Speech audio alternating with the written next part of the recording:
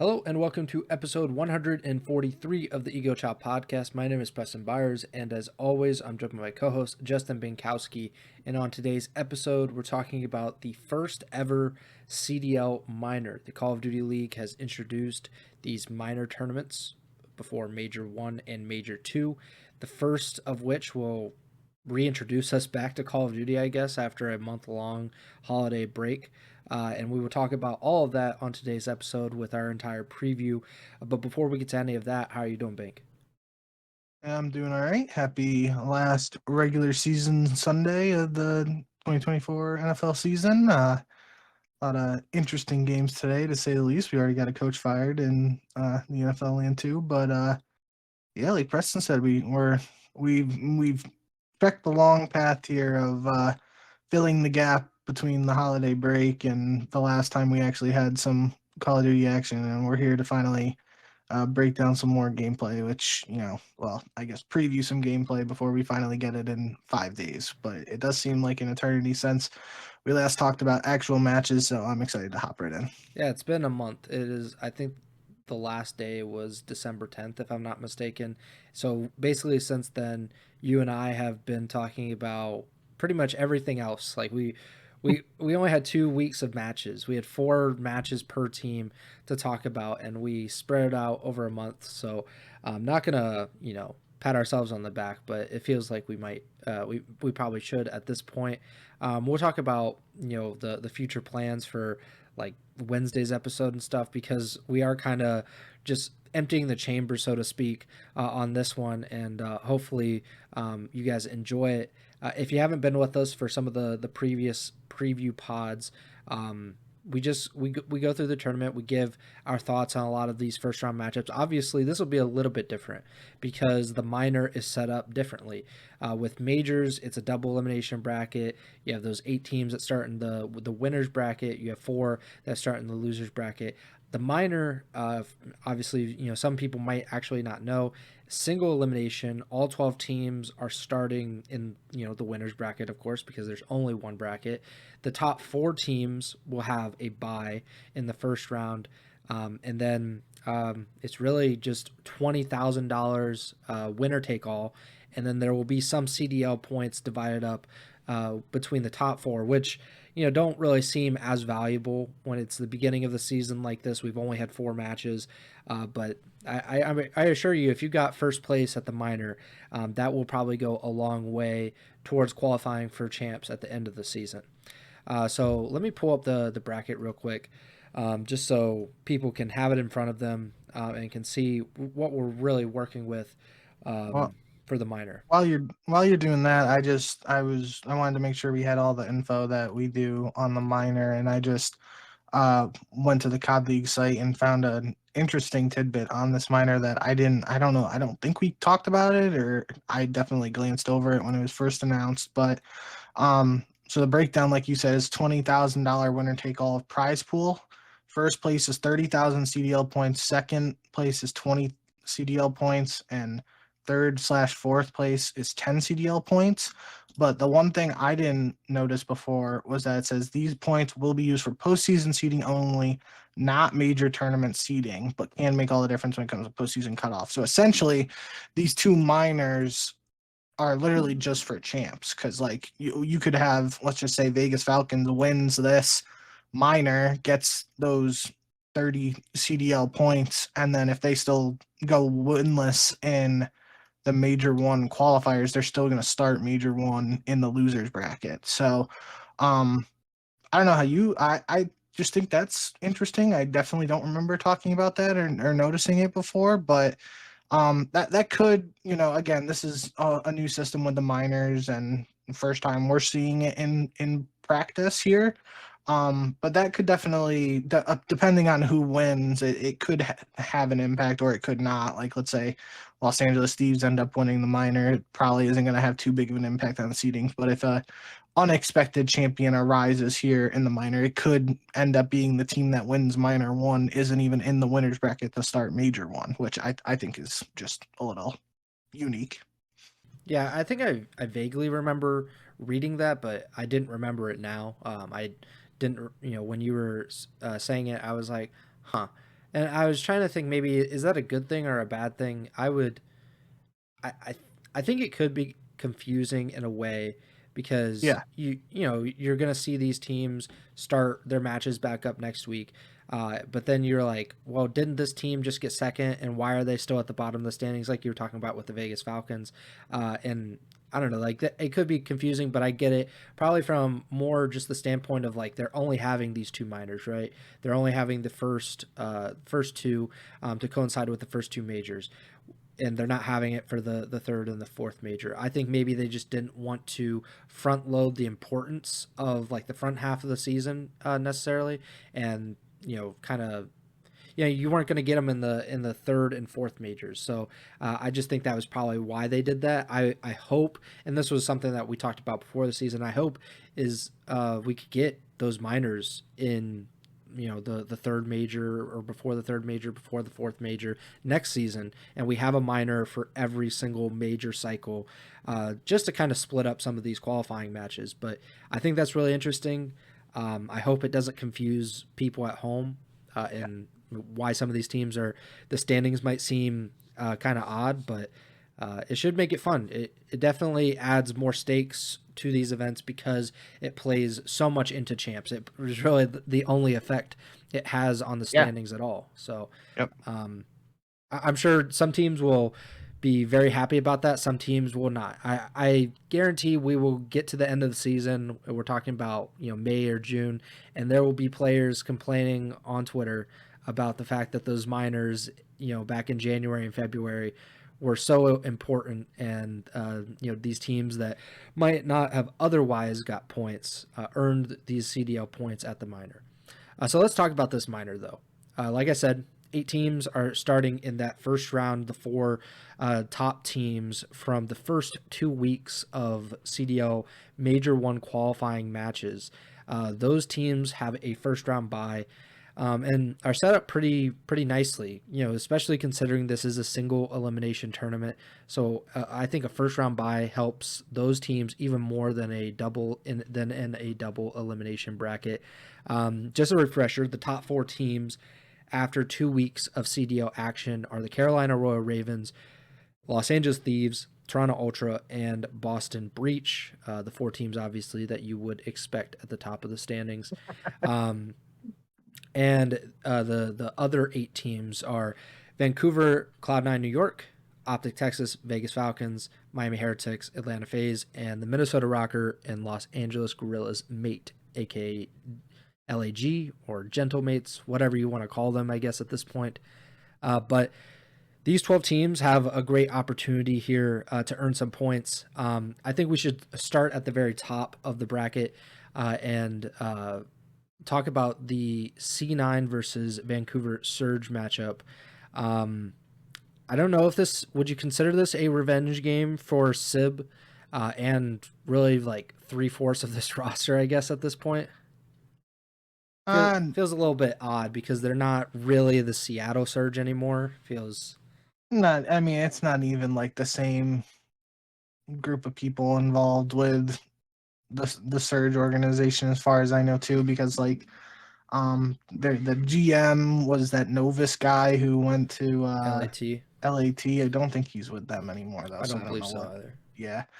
Yeah, obviously Rambo wasn't their coach, so different campaign. It's also not like that happened like last year.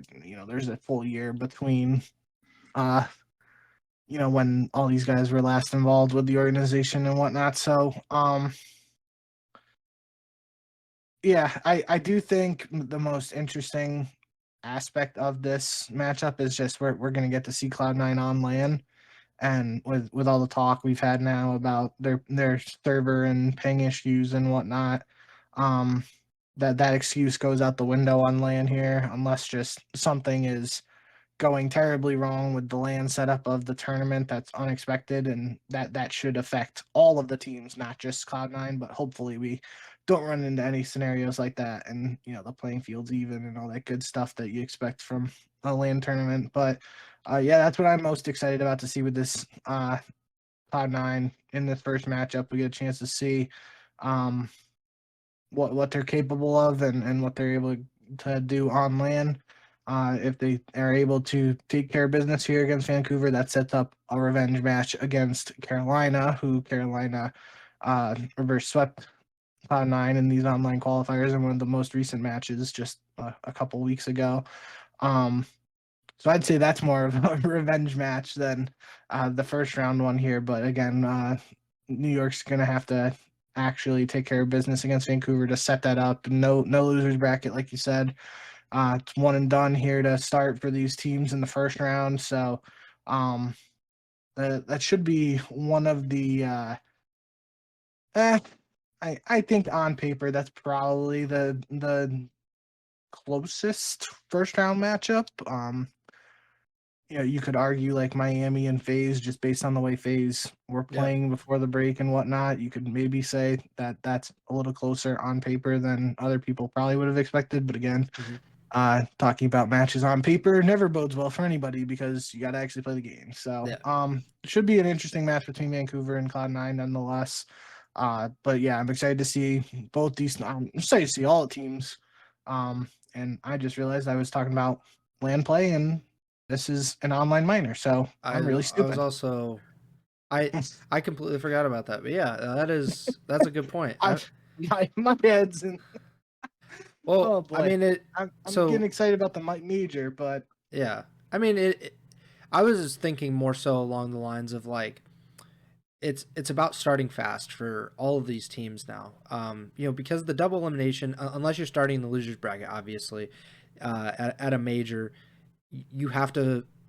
You don't necessarily have to start fast at a major. If you're one of those top 8 teams, which obviously 2/3, 3/4 of the league is, you literally can just like, okay, like we're gonna get our feet under us. Even if we lose this match, we still have another chance in the losers bracket. There's not that kind of luxury here.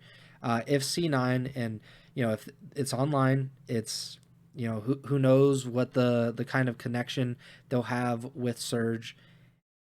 If they come out slow, they lose this match. That there goes a chance at $20,000. There goes more so, and more importantly, a chance at CDL points that C9 at this point in the season could use. Like even if it's not counting toward the major one seeding, like C9 has not had a good start, and maybe they will have a better run of it in the future. But it would be nice to have 10, 20, 30 CDL points in your back pocket as you get to the end of the season after not starting the season so well. So that's an interesting, I guess, way to look at all of these matches, really. But I have no idea what to expect out of these two teams. I think Seattle, or not Seattle, Vancouver, when we talked about them, I think it was when we did the power rankings. I think I put them in the tier of like I have absolutely like no idea what to do with this team. Like, and granted, those were there were 4 teams with them, I think, but Vancouver's one of those rosters where they have a lot of talent, a lot of young players, but I'm not quite sure where they are currently. I know what they probably can be, the potential that they have, but potential really doesn't mean much in the immediate future, as we all know. And Cloud9 would seem to be the better team on paper, but like you said, they don't play him on paper. They play him in the server. They play, these matches for real. So if I was gonna give my prediction for this, I would go with C9, but the internet thing does scare me. I think it would probably cause any hesitation for anybody. But I just have to go off my gut, and my gut is that C9 is the better team, and more often than not, the better team wins. yeah, so I'm gonna hit the rewind button on that whole rant I kind of went on there a little bit about Cloud9, and when we get to our preview for Major One, which actually is on land, we can revisit what I was just saying there about Cloud9 and seeing all these teams on land. But yeah, for this minor tournament, which is online, to reiterate, I guess just to counter what I was talking about beforehand, the server issues and the ping issues could be something that Cloud9 have to deal with in this match. Now, I believe the Vancouver team competes out of Vancouver. I'm pretty sure they I think the team last year had to move to Vancouver before they were even the Vancouver Surge. Um, So I'm not 100% on where they're playing out of, but I believe they are playing out of Vancouver. And obviously, we know Cloud9's playing out of Los Angeles, as far as we know, unless they moved over this holiday break or something because of the server issues. Um, but since this is an online match, we will have to worry about the ping situation and everything like that until we get some more details and whatnot on the situation there for where these teams are playing out of and all that. Um, but yeah, like you said, I think I would tend to uh, favor Cloud9 here and think they should win this match. But there have been, um, obviously some factors that haven't been directly in the team's control that have impacted their early play in the season so far. So we'll have to keep an eye on all that. But yeah, nonetheless, I think online or land, if these are the matchups we got for the minor here, um, as long as there aren't major server issues here, I think this should be the most interesting first round matchup and possibly the closest one too.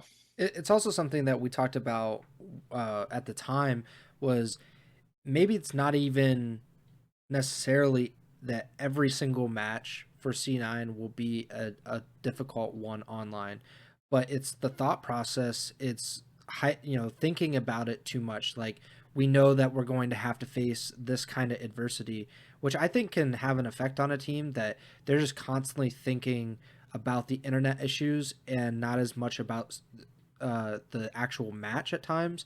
And not saying like I know these guys personally or anything, but if attached like that first week, he was like as mad as I've seen him on Twitter in a really long time, just talking about both of the matches that they had about how bad the internet issues were.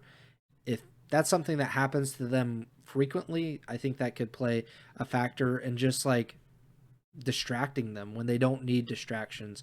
Again, I still believe that Cloud9's the better team. I'm picking them to win, but I'm a little concerned to pick them in an online tournament in general. So we'll see how things go in C9 versus Vancouver. As we move down the bracket, though, um, I I really think we should talk about OpTic versus Vegas real quick.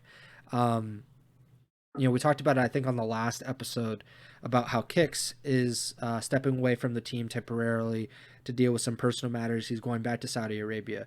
And Vegas, in his place, will put an academy player. There's also rumors that they will replace King Abodi and bring in another academy player as well.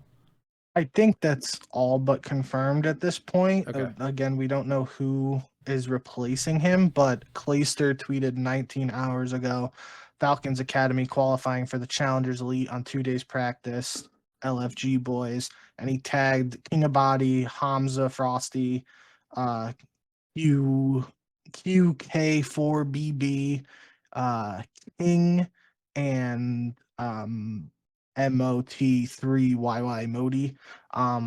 So regardless, point of that is that Clayster tagged King Yeah. Abodi in the Falcons Academy qualifying for Challengers Elite, which would lend us to believe that he has been replaced on the main CDL roster. And that would beg the question of how is a team that we already agreed is the worst team in the CDL, how are they going to play with two new players on minimal practice? Even if they have been, let's say they had practiced pretty much for a few weeks since the holidays, I guess. Uh, are they actually going to make is that a big difference? Like I thought Kix was the best player on the team, in those first 2 weeks of the CDL, and now they're replacing him and another player. I think it's obviously like we're both gonna pick OpTic. I Oh assume yeah. like there's just no way that anyone should pick Vegas. But as we have said in the past, there will come a time where the other team just kind of sleepwalks and Vegas catches them. And I'm not saying this couldn't be it. It just doesn't feel like OpTic would be that team. So I'm going to go with OpTic in my prediction. So am I. I do think, again, just playing devil's advocate for the sake of pointing out some facts and things that have happened this year. This has, again, this is on paper here, but you can definitely make the comparison for this match to OpTic's initial match of the season against Boston, where we've talked about it a couple times now. Boston could go into that match as the 12th place team from the previous season playing the first place team from the previous season. Absolutely nothing to lose. Everybody picking against them, and they were able to pull off an upset. So similar narrative potentially here for Vegas. Obviously, just a very different situation with very fresh roster and new players making CDL debuts potentially from the guys on the academy, whoever ends up filling those spots of King of Bodhi and Kicks. So a lot of moving parts there, and I do not expect Vegas to pull off the upset here, but similar to that, we've also highlighted in the past OpTic making uh, just historically having slow starts at tournaments throughout the history of the esports organization. But this is an online minor, and it's not necessarily the same as like their slow starts on LAN and at previous events and stuff. So a lot of things you could potentially reach for if you're really looking for some angle for Vegas to pull off an upset. But just think it's going to be too much going against that squad, and OpTic should take care of business here. Yeah, sometimes OpTic makes it hard on themselves when they don't really need to. Florida Mutineers on several occasions was a good example of that. I just, like I said, I don't see Vegas being that team, but you made a good point. We didn't think of the Boston Breach. Even I think even now, like if OpTic were to play Boston, we would think OpTic's going to win. Yeah. And Boston is a top 4 seed heading into this. Miami and Atlanta is you said it was maybe the closest or one of it's a pretty tough matchup if Atlanta FaZe plays like the Atlanta FaZe that we saw in those first 2 weeks. If they're like that, this is a toss up. There's no reason to believe that the Miami Heretics can't beat a FaZe that looked extremely vulnerable in the first 4 matches of the CDL season. I think we both agree that Atlanta FaZe, as we expect them, will be better than that. That they will probably beat the Miami Heretics. But Real has proven to be a really, really good player. And the Heretics have gotten pretty unlucky with their game 5s. I think they've lost 3 in a row, if I'm not mistaken. So they're 1-3. They've lost all 3 of those matches by game 5. Atlanta has just looked really lackluster in general. So I don't know. Like I'm gonna go with Atlanta. I will probably pick them. I guess I wouldn't pick them past this first round. But they are probably in the top 4 teams. Like if I'm going for champs, if I'm thinking like which of these 4 teams can win champs, I'm gonna put them in that top tier because they're Atlanta FaZe. They have world championship pedigree. They have so much talent. The things that we've said over the past month since we got done with that second week of the qualifying matches. But it's really a question of if they will show up for this first matchup against Miami. Maybe they can kind of inspire some confidence in themselves, inspire some confidence in the Ego Chall podcast to make sure that we're not losing faith in Atlanta FaZe. Are you going with FaZe, or are you thinking more along the lines of like maybe Atlanta might not be rounding into form just yet?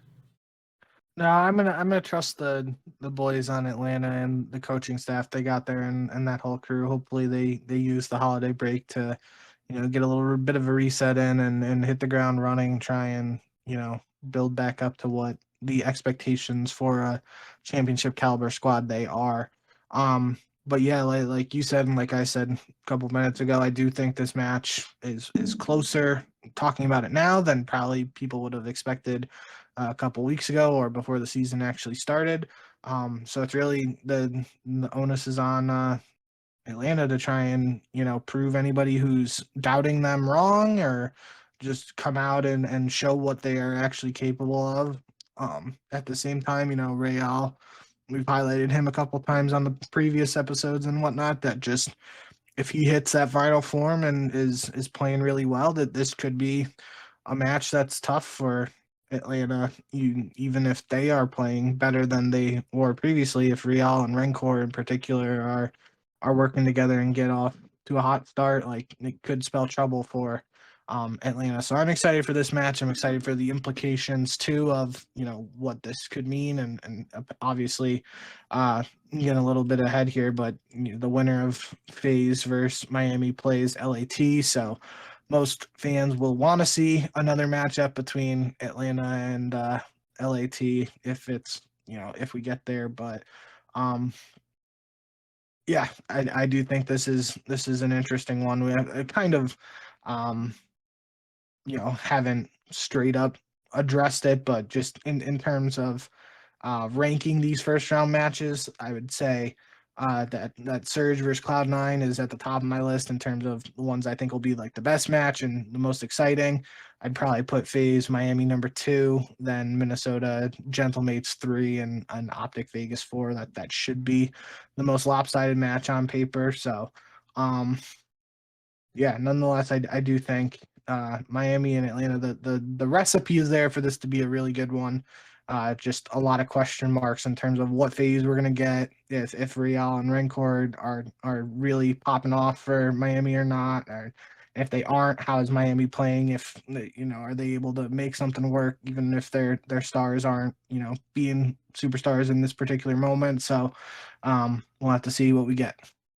You brought up a good point when you're talking about FaZe and Miami, how there's so many question marks in this match. And I think if you just look at the minor broadly, that is the most compelling thing, in my opinion, about the minor.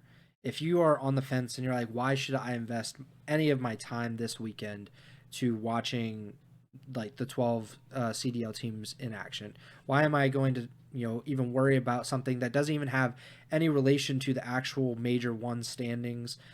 I would just say there are so many question marks. There's so many unknowns going into this tournament. And the fact that it is a single elimination tournament just kind of compounds all of that uncertainty.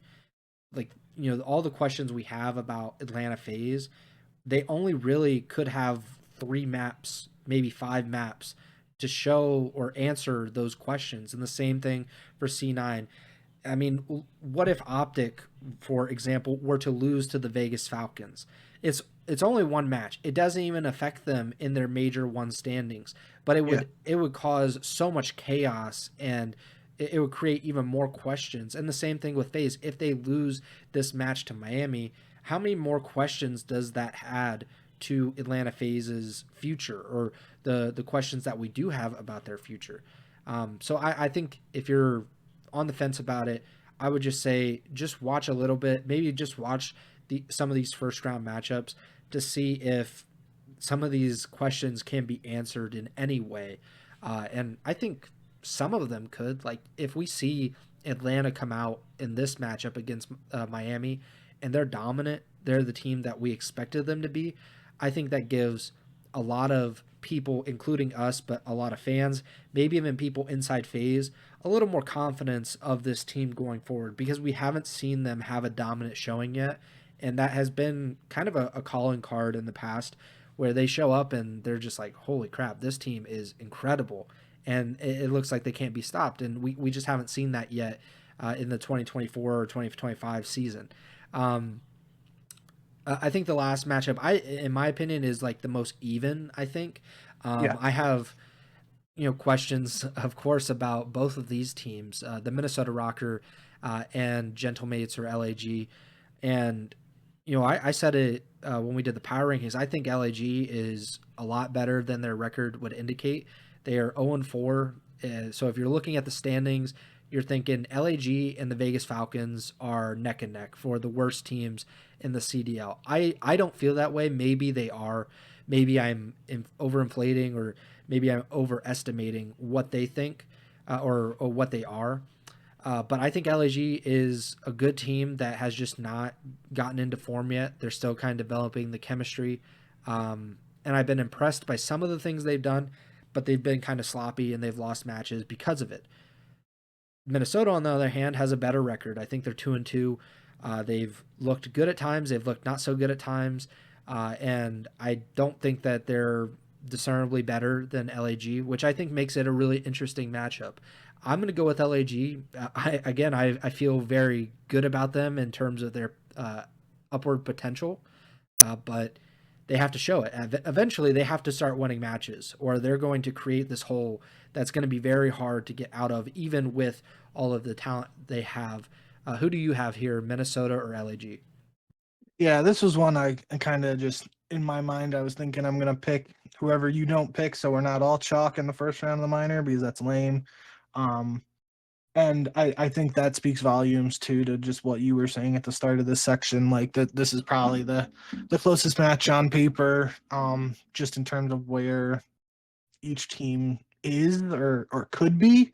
I don't know if I really worded that the I way I wanted The to, way I or would word it is like both of these teams, their potential is not nearly as high as what we think FaZe, OpTic, C9 are. well, So sure. and like the gap between the teams they're playing seem to be wider. I think like Minnesota, we don't like. I have absolutely no idea where their ceiling is. LAG, I have an idea considering we saw the 3/4 of them win a world championship, but I'm Yeah. not sure exactly. I would just think it's like the gap between them. But yeah, I didn't want to interrupt you. I just that was the only way I could think of it. No, that's fine. But I basically said there that this is the closest one on paper when I've been saying that for Vancouver and Cloud9 and even Miami and FaZe. So that's not really the right way I wanted to express it. But I do think this matchup, like either team realistically could win, and it would be a case of like we haven't seen that out of this Gentlemate squad yet. They are winless at this point, but this is a good matchup for them to get over the hump if they're going to.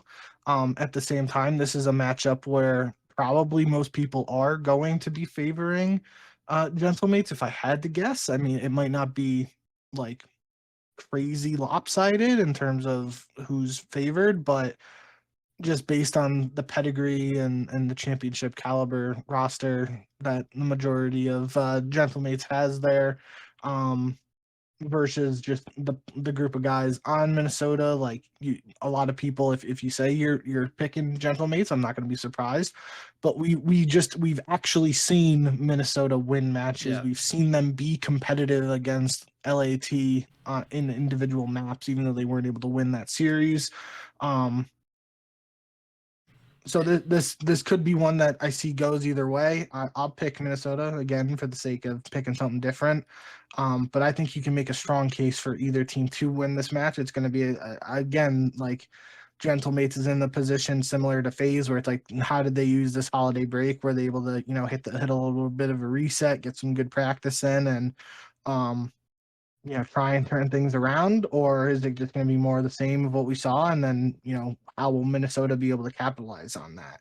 I think at the same time, too, we've obviously talked about Hacienda across multiple um, episodes now, and since it was announced that it's entering the map pool, but just to reiterate that really for all the teams, like that throws something into uh the way series are going to be played and whatnot. Obviously, the CDL logic behind removing rewind for Hacienda came because rewind was the most vetoed. At least that's what we reportedly heard. So it might not have a huge impact if it's Hacienda is joining a map that was heavily vetoed, and um, if Hacienda itself is vetoed. But it is going to be interesting. You could have a team like Gentlemates who started the season winless, and they could be looking for maybe something like a lifeline or something new to try. And it could be like, hey, maybe we were struggling on some of these other maps. Let's just try Hacienda because it can't go any worse than what it's gone for so far, right? So, um, something to keep in mind on and there in general for this minor is just it'll be our first real taste of Hacienda gameplay in the CDL across all three modes. Will be interesting to see from a control perspective how much Hacienda is played, or if we just continue to see vault, vault, vault. But yeah, I kind of jumped ahead a little bit there, but I was thinking about it just because Gentlemates is in that position here where they're winless. They have they could be a team that's like, yeah, we want to try something new here, and that opportunity is right in front of them with a new map like Hacienda. So overall for this match, though, yeah, I definitely think you can make a case for either team. I'll go with Minnesota here.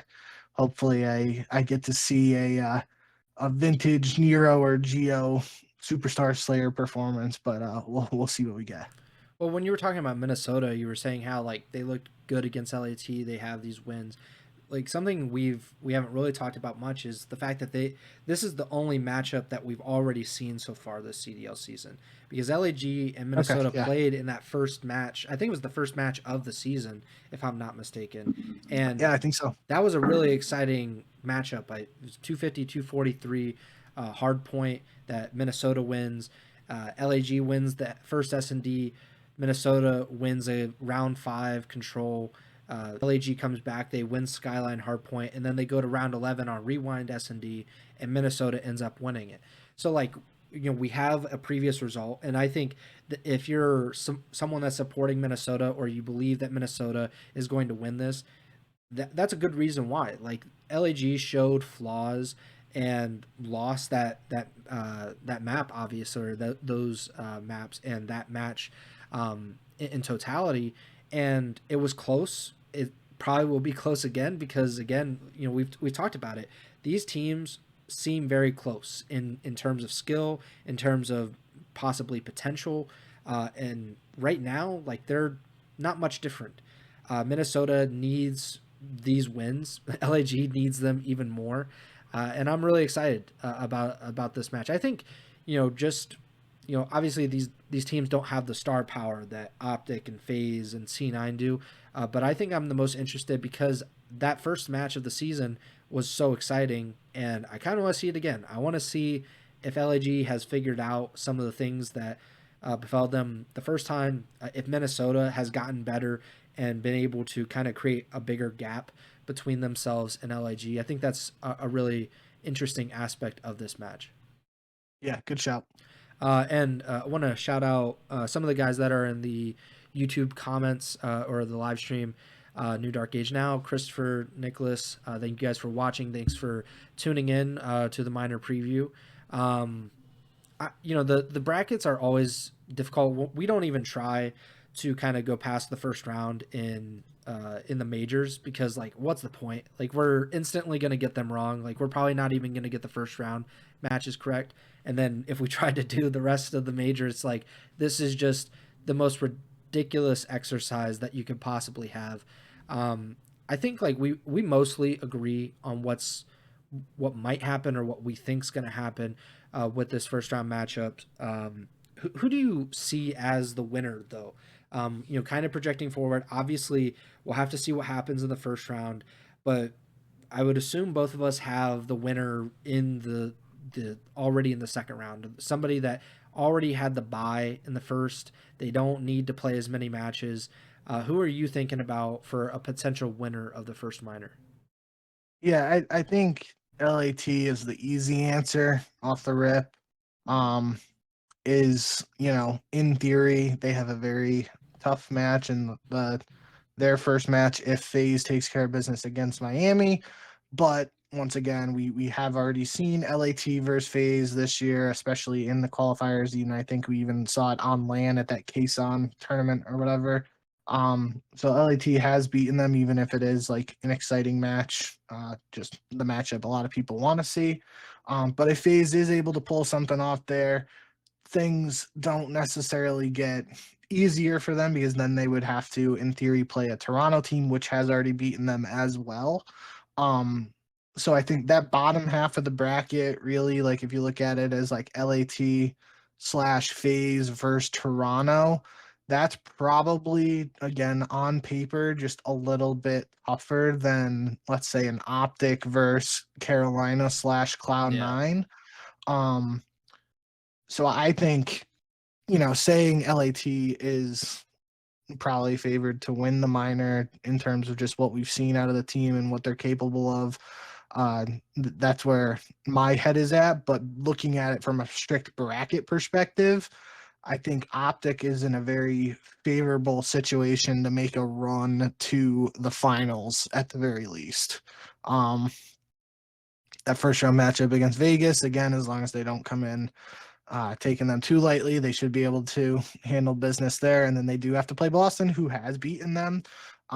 But again, like we were just saying, even if you ask us again who we think's going to win, OpTic versus Boston, we're both going to pick OpTic. So that's another one you expect them to win. And then versus, I mean, even just against any of those other three teams in the top part of the bracket, like you expect OpTic to beat all three of those teams. Even again, don't want to discredit what Carolina has done so far this season, but that's just where the expectations are for OpTic. So, um, yeah, I think that top part of the bracket is very favorable for OpTic to make a run to the finals. Bottom part of the bracket isn't as necessarily forgiving on paper, but it does, if we get LAT versus FaZe and then LAT/FaZe versus Toronto, like those are two high octane matches no matter which way it goes down. And then whoever comes out of that match to make it to the finals, even if it is against OpTic, I would probably favor them just because they'll have played, you know, again on paper, tougher competition, quote unquote. And they might just have a little bit more momentum on their side. But again, this is all talking about stuff on paper, and the game's played in the server, so we'll have to see how it all shakes out. Yeah, I was actually gonna say OpTic just because they had the Sure. easier run on paper at least to get to the final, and it's single elimination, and I think that plays even a greater factor than in a double elimination where you're probably gonna have to play a bunch of these teams. Like if maybe you're gonna be able to avoid maybe one or two of those top teams, but if you're gonna try to win, whether you go through the winners bracket or losers bracket, you're gonna have to play tough teams. That's not necessarily the case in the single elimination. Like you're gonna have to play at least one hard team. I don't know what to make of Carolina yet. Like I'm not fully bought in to this idea that they're a true championship contender. So maybe I'm underestimating them, and maybe they should get the respect that they feel like they deserve. But right now, I would say like so. OpTic has to play Vegas. Seems like a pretty easy matchup. I just wanted to look it up, and I saw that I believe OpTic was like a minus 5,000 odds to beat Vegas in that match. And so like that gives you an idea of what people think of that kind of matchup. So they have to beat Vegas, then they'd have to beat Boston, and uh, then probably Carolina, maybe C9. Who knows? Like I think is a question mark really who they would play from there, and most likely LAT, Toronto, or FaZe in the final. I think it's doable. It's the most doable run through the bracket. So I would go with OpTic, but yeah, like you were saying, LAT would seem like the most obvious pick if you're just looking at the actual talent and what they've shown to this point. OpTic had the letdown against Boston. They've had, I think, one other really hard match, and you don't really know what you're going to get. LAT have seemed a little more solid. Obviously, they're undefeated. They seem like the most talented team in the league right now, the best team as well. We've already seen them beat FaZe. I would expect them to beat Toronto, and the OpTic LAT match, if that happens, will be really really entertaining because you want to see the two top teams, the defending world champions and the super team that is essentially built to beat OpTic and beat FaZe and beat Toronto. You want to see those kind of teams play each other in the biggest moments. And something that we haven't really talked about, I mentioned it at the top of the show, but I really haven't talked about it since, is the fact that sure, the top four teams, they split those CDL points, 10, 20, 30, so on and so forth. There's no money if you don't get first. So the Yeah. grand finals is literally a $20,000 best of five. And it's not often that we get that. Whether players will kind of take that into consideration or just be more hyped up in general about it because of the prize, I hope they will because it's the bounties. I think we agree are stupid when we talk about them in the context of actual CDL qualifier matches because teams are already trying to win them, but they're also kind of like run of the mill. There's nothing too different about it. But when you talk about the finals, it's going to be the two semifinals and then the $20,000 finals on that final Sunday, and I think the players are going to be hyped up about it. And if it's LAT versus OpTic, especially so, $20,000 plus the fact that you can either beat the super team or if you are the super team, you get to beat the defending world champions. and the guys that have really been in your way a little bit these last few years as like a top team in the CDL. I think that would be really fun from the players' point of view and really fun from the fans' point of view. So hopefully it happens, or if it's Atlanta versus OpTic, or if it's any of these teams, I think the $20,000 is going to mean quite a bit to them. But yeah, I'm looking forward to it. Do you have a dark horse, like a team that you know? I've asked this question before. I don't know what you can consider a dark horse at this point in the season. I think obviously you have to eliminate OpTic, you have to eliminate LAT, probably eliminate Toronto, and just don't. And we're just going to eliminate FaZe as well, just Right. for that simple fact that we would probably pick FaZe if they were available. So the other eight, who is probably the most likely for you to win this championship?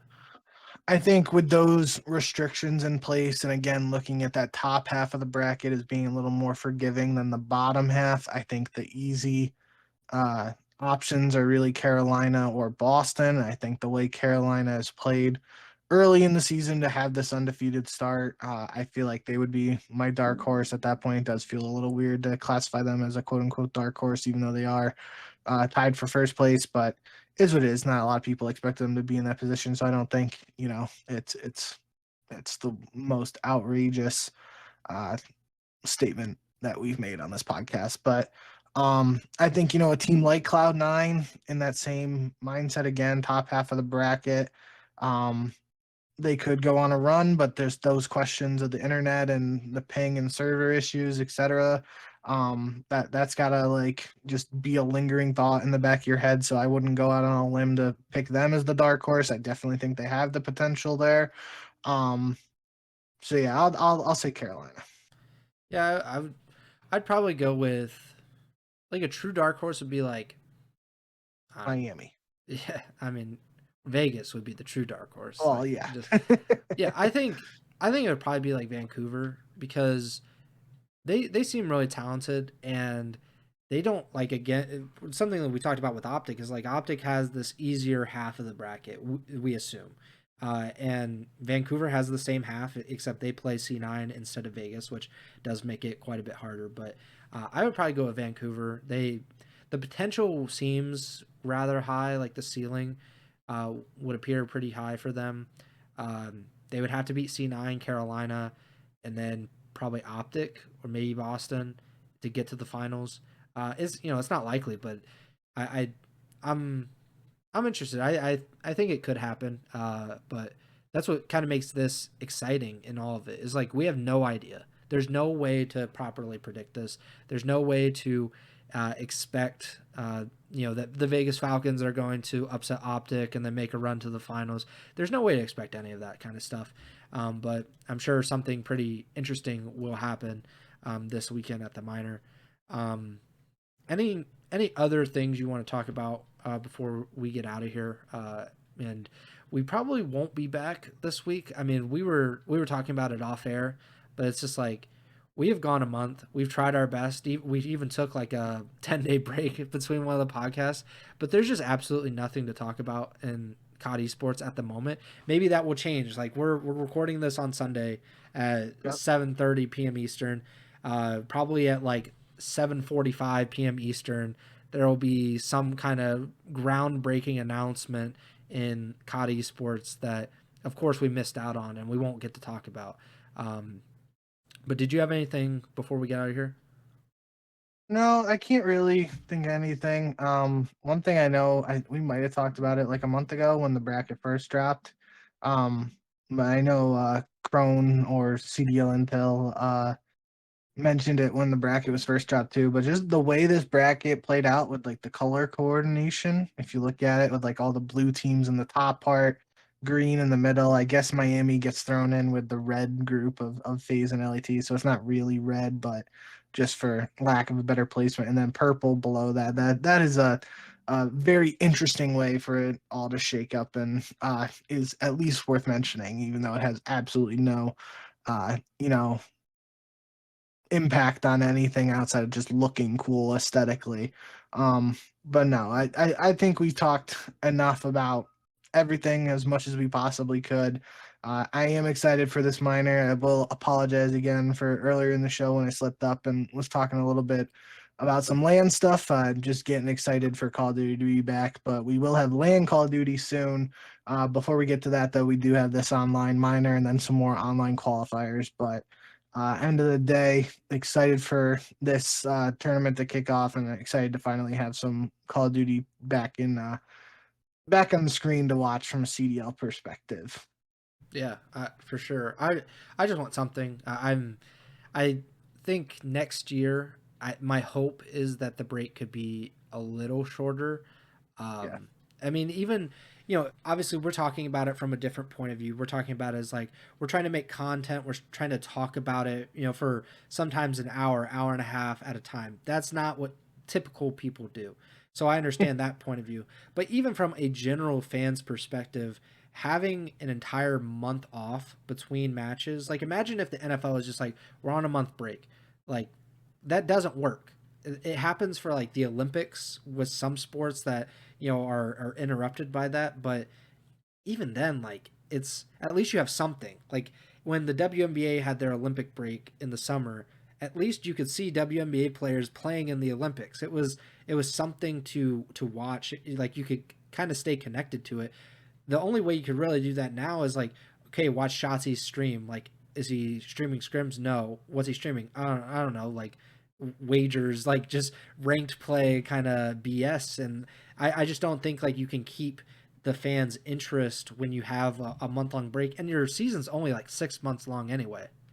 So I do think it's in a weird spot just based on when the Call of Duty game is released every yeah, year, and its closeness to the holiday season, which I do give the CDL credit for, especially just in the landscape and in general, just sense of everything to like give the players a break for the holidays and New Year's and whatnot. I agree with that.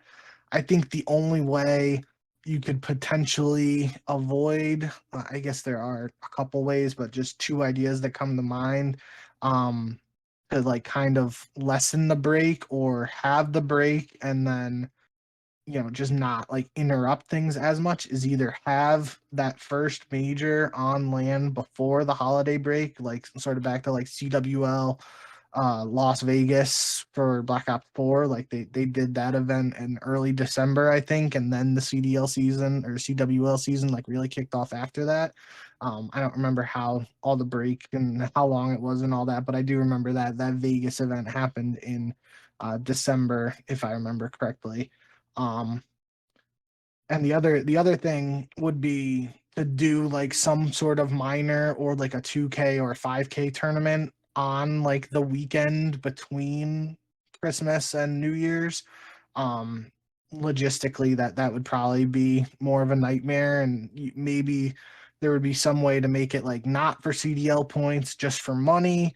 But then you got like people traveling and maybe not at their setups and whatnot. So then you would have like teams playing with subs and whatnot. So really not a great answer. And then even if you run into if you do some sort of online tournament like that, uh, closer to the holidays and you say like no CDL points but X amount of money, then you run into the issue of like how much people are going to care if there's no points and it's just a little bit of money sort of thing. So um not sure there's a great solution for the break as long as the CDL is of the mindset of giving the players a break for the holidays, which I definitely agree with. yeah. I'm not gonna argue there. I will say though, when I was, especially when I was in high school, uh, I would pay the most attention to esports and gaming during the holidays because that's like the most free time that I'll have for. That makes sense. So like I would tune into streams more. I could stay up later. I could like actually pay attention more to some of these things during the holidays. But that goes back to if you want to go back and listen to our last episode. I think we did the wish list on that episode, and I said like there should be more content ideas for how to make people interested in the CDL if they're maybe not that interested about the actual CDL matches all the time. Another way is to, hey, we're having money eights on the weekend between Christmas and New Year's. Like it's obviously not for CDL points, but we're gonna put $5,000 on the line. We have 8 pros in this lobby. Maybe if you want to expand it and make it, like 3 different games at a time, then you have like a bunch of CDL players. I think that's the biggest problem is like when there's not CDL matches, everything is so separate, right? If like Shotzi might be playing with his teammates, but he's probably not. So like you're only going to be watching Shotzi. And if you're watching like Scrappy, you're probably only watching Scrappy. You're not watching like LAT, you're not watching OpTic, you're not watching multiple CDL players at once.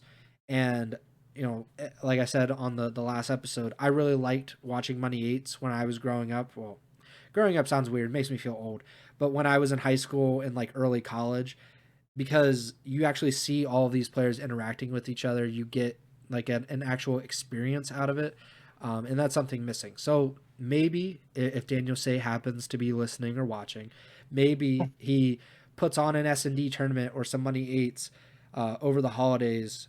Maybe even stream it on the CDL. Like get one of the casters if they want to like just BS around. Like they don't need to be like suited up and like ready to go, but maybe just have a laugh with some of the guys and talk about some of these matches. Maybe get in on some of the action themselves. I don't know, something to make it kind of so we could break it up a little bit. And that's really just obviously you have to fine tune it, and maybe that will happen because it does seem like the CDL has been experimenting more with the formats and some of the changes over the last year or so.